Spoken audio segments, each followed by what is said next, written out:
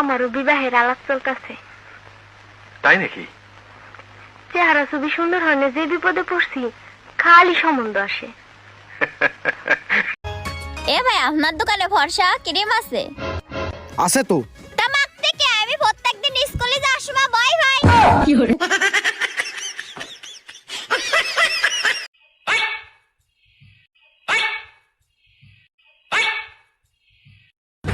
চোখগুলো দেখ কেমন ড্যাব ড্যাবে, ভূতের মতো। আমার ট্যাপ ট্যাপে ভূতের মতো।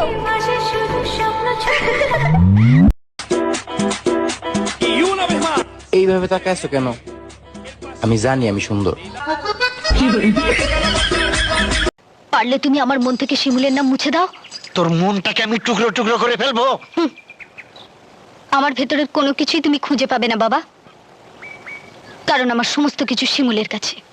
তাই তাহলে 17টা রিলেশন করছি, প্রতিবারে মনে হয়েছে আমি তারে ছাড়া বাঁচুম না, সব ব্রেকআপ হয়ে গেছে, কিন্তু আমি এখনো মরি নাই। হ্যাঁ, এটাই বাস্তব। I love you. নান্টু ঘটক আপনার ছবি দেখাইছে, আপনাকে আমার পছন্দ হয়েছে, আমি বিয়ে করতে রাজি। আমিও আপনার ছবি দেখছি, বিয়ে করতে আমার কোনো সমস্যা নাই। দেখেন আমার হাসিটা কিন্তু খুবই বিচ্ছিরি, সামনে থেকে দুটো দাঁত পোকে খাওয়া। আপনি টেনশন নিয়েন না, বিয়ের পরে আমি আপনাকে হাসার সুযোগ দিব না। কিরে, তোর স্কুল স্যার আমাকে রাস্তায় দেখে অজ্ঞান হয়ে গেল কেন? হইছে কি, তোর মরার কথা কইয়া 1 সপ্তাহ ছুটি আনছিলাম।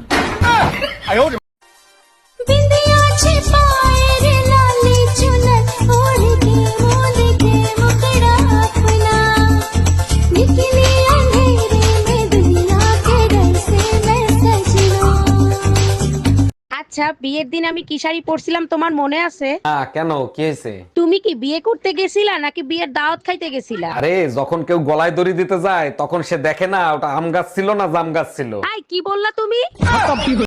আলুর ভর্তা আলু ছাড়া কিভাবে বানাবো?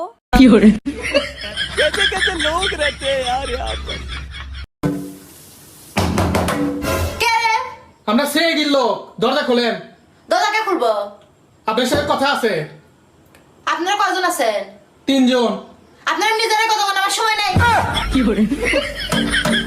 জানি কি বাই করে হাল দেইতা হয় না কে? আল্লাহ আমার ছবি দিয়া পড়ছে। আয়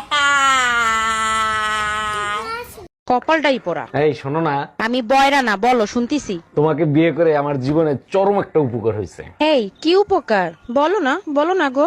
এই জীবনে যত পাপ করছি তার সাজা এই দুনিয়াতেই পাইছি। কি বললা তুমি?